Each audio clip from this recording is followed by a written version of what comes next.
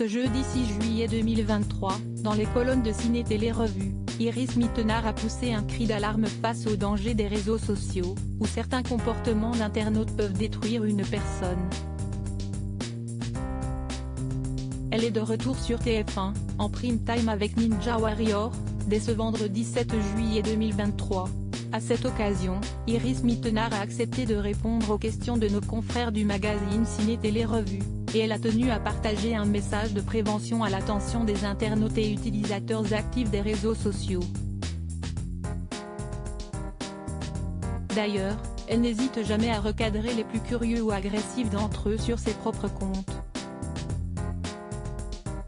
Ce fut par exemple le cas lorsqu'on l'avait jugé trop maigre, qu'on avait insulté son compagnon Diego El Glaoui ou qu'on l'avait accusé de se laisser aller. Je sais à quel point un commentaire peut détruire une personne, confie celle qui avait fait polémique en se plaignant. Il faut souligner le fait que ce n'est pas normal. Dans la rue, on n'arrête pas quelqu'un pour lui dire qu'une coupe de cheveux est horrible. Pourquoi on le ferait sur les réseaux sociaux? On ne peut pas normaliser ces commentaires haineux. Mais elle l'assure, elle pense avant tout aux victimes les plus vulnérables.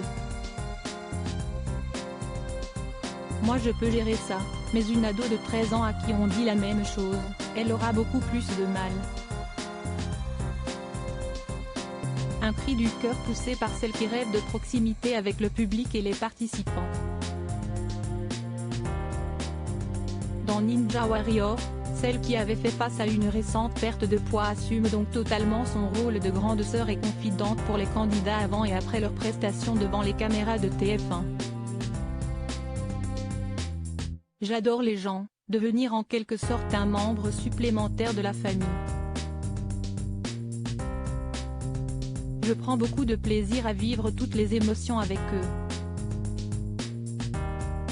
Je suis hyper émotive, je vibre à leur côté, confie-t-elle.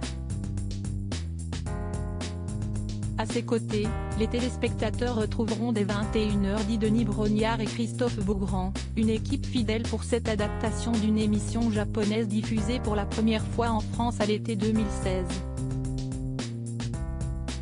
À son lancement, elle avait attiré plus de 5 millions de curieux avant que le score ne descende à 2,1 millions de téléspectateurs début 2023, son plus faible chiffre pour une finale depuis 7 ans.